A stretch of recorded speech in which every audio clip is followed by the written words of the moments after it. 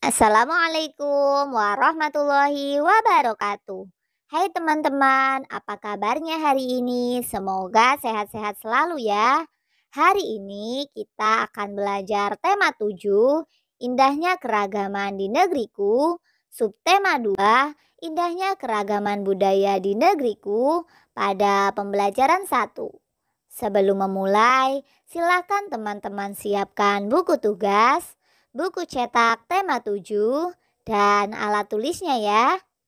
Sudah siap ya teman-teman? Untuk memulai pembelajaran hari ini, marilah kita berdoa menurut agama dan kepercayaan masing-masing. Berdoa dimulai. Berdoa selesai. Tetap semangat ya teman-teman. Teman-teman, pada pembelajaran 1 kali ini kita akan mempelajari muatan bahasa Indonesia dan muatan IPA. Pada muatan bahasa Indonesia, kita akan mempelajari menuliskan kata-kata sulit yang terdapat pada teks, serta menentukan pokok pikiran pada setiap paragraf. Sedangkan pada muatan IPA, kita akan belajar gaya listrik dan melakukan percobaan tentang listrik. Teman-teman, muatan yang akan kita pelajari pertama yaitu bahasa Indonesia. Menuliskan kata-kata sulit yang terdapat dalam teks. Ayo membaca. Urang Kaneke si suku Baduy. Banten merupakan sebuah provinsi di Pulau Jawa bagian barat. Provinsi Banten memiliki kekayaan alam dengan pemandangan indah, termasuk pegunungan dan pantai. Di Pegunungan Kendeng dengan ketinggian 600 meter dari permukaan air laut, tinggal masyarakat adat yang biasa kita sebut suku Baduy. Namun, masyarakat suku Baduy lebih senang menyebut diri mereka Urang Kanekes. Dalam bahasa Sunda, urang berarti orang. Masyarakat Kanekes dibagi menjadi 2 kelompok, yaitu Tangtu dan Panamping. Kelompok Tangtu dikenal sebagai Kanekes Dalam atau Baduy Dalam. Sebaliknya, kelompok Panamping dikenal sebagai Kanekes Luar atau Baduy Luar. Kelompok Kanekes Dalam atau Baduy Dalam tinggal di 3 desa, yaitu Cikertawana, Cikusik, dan Cibeo. Masyarakat Kanekes Dalam masih sangat teguh dalam memegang tradisi.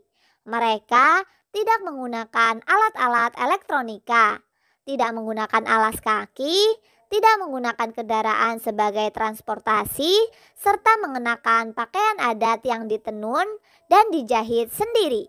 Mereka menganut kepercayaan tradisional Sunda Wiwitan dan dipimpin oleh seorang puun. Puun juga berkedudukan sebagai pemimpin masyarakat Kanekes. Kelompok Panamping sedikit berbeda dari masyarakat Kanekes Dalam.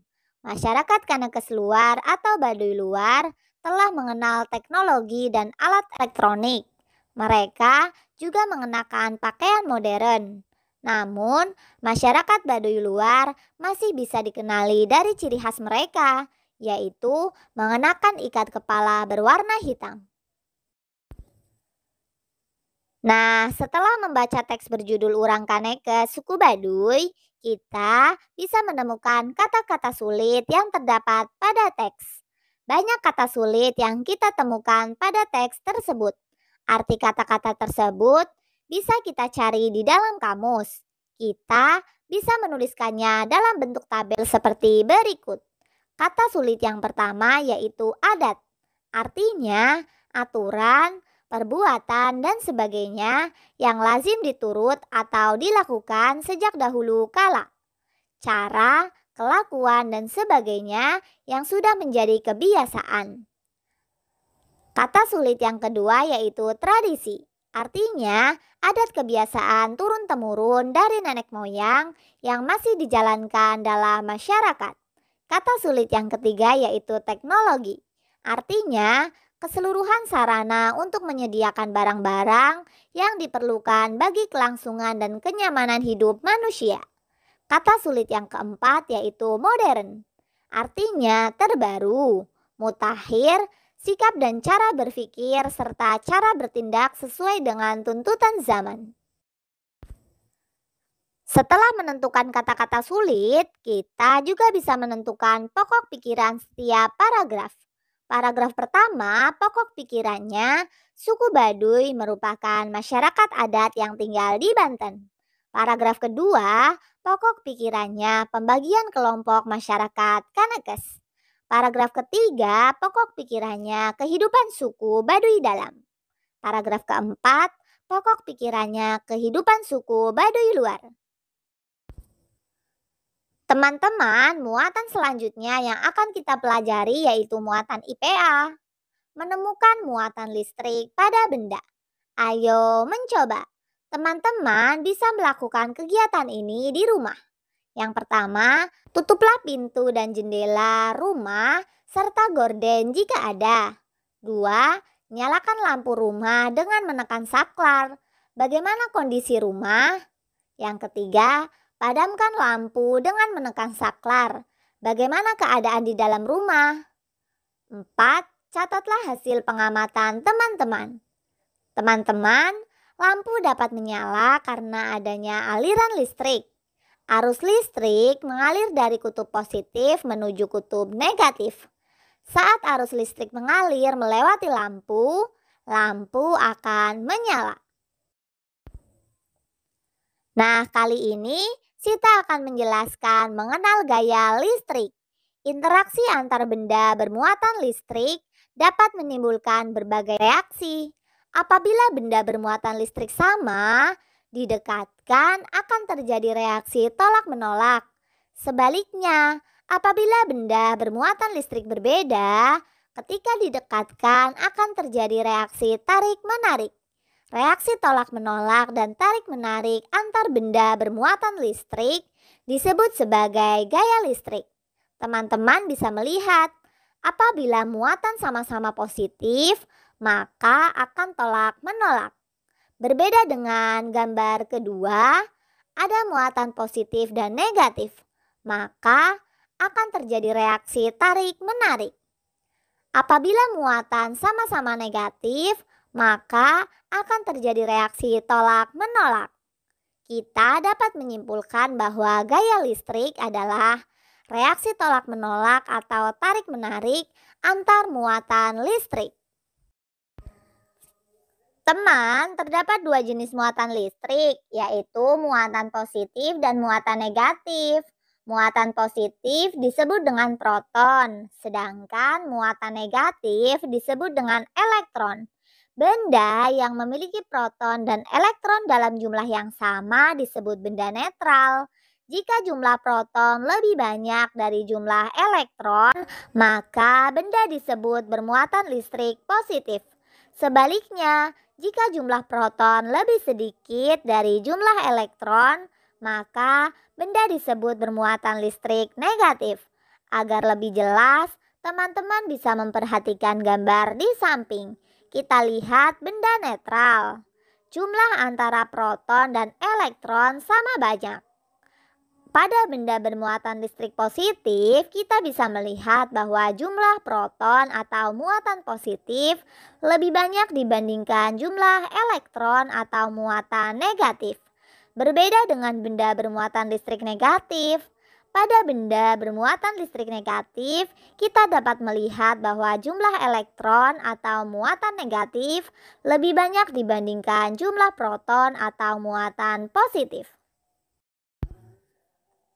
Nah, teman-teman, selanjutnya kita akan mengenal listrik statis dan listrik dinamis. Kita sudah mempelajari muatan listrik dan gaya listrik.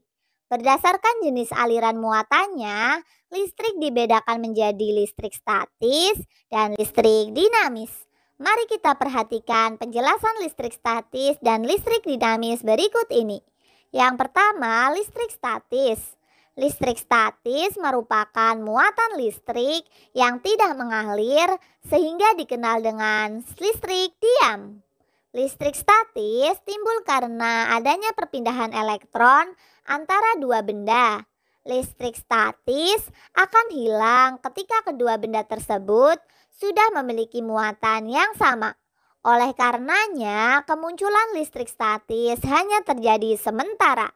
Adanya listrik statis dapat kita amati pada beberapa kejadian sehari-hari. Berikut ini beberapa contoh listrik statis dalam kehidupan sehari-hari. Yang pertama, potongan kertas yang tertarik oleh penggaris yang digosokkan ke rambut. 2. Helai rambut tertarik balon setelah balon digosokkan ke kain. 3. Fenomena petir yang terjadi ketika langit mendung. Yang kedua, listrik dinamis. Listrik dinamis merupakan muatan listrik yang mengalir. Aliran muatan pada listrik dinamis terjadi karena perpindahan muatan negatif di dalam rangkaian listrik. Aliran listrik dinamis terjadi secara terus-menerus hingga rangkaian listrik itu terputus. Listrik dinamis ini sering dimanfaatkan pada rangkaian listrik di rumah dan peralatan elektronik. Berikut ini beberapa contoh listrik dinamis dalam kehidupan sehari-hari. Yang pertama, listrik yang mengalir dari baterai membuat lampu senter menyala. Kedua, listrik yang mengalir dari sumber listrik membuat kipas angin berputar. Ketiga, listrik yang mengalir dari aki mobil membuat lampu mobil menyala. Ayo mencoba melakukan percobaan gaya listrik. Teman-teman bisa melakukan percobaan gaya listrik di rumah. Hal-hal yang harus dilakukan yaitu 1. Siapkan penggaris plastik. 2. Potonglah kertas kecil-kecil lalu letakkan pada permukaan meja. 3. Dekatkan penggaris plastik pada potongan-potongan kertas. 4. Apa yang terjadi? Catatlah hasil pengamatan teman-teman. 5. Gosok-gosok penggaris pada rambut kering. Lalu dekatkan penggaris pada potong-potongan kertas. 6. Apa yang terjadi? Catatlah hasil pengamatan teman-teman. 7. Ulangi kegiatan di atas beberapa kali agar teman-teman lebih memahami percobaan gaya listrik yang telah dilakukan. Teman-teman telah melakukan percobaan gaya listrik statis dengan kegiatan percobaan berupa mendekatkan penggaris pada potongan-potongan kertas tanpa digosokkan pada rambut, dan mendekatkan penggaris pada potongan-potongan kertas setelah digosokkan pada rambut. Sebelum digosokkan, hasil percobaannya, potongan kertas tidak menempel pada penggaris. Sedangkan setelah digosokkan, potongan kertas menempel pada penggaris. Hasil percobaan tersebut membuktikan adanya listrik statis. Kita menemukan dua reaksi berbeda pada kertas yang didekatkan dengan penggaris plastik. Awalnya, penggaris dan potongan kertas tidak menempel karena keduanya adalah benda netral. Namun, setelah penggaris digosokkan pada rambut, terjadi gaya listrik berupa tarik-menarik yang menyebabkan kertas menempel.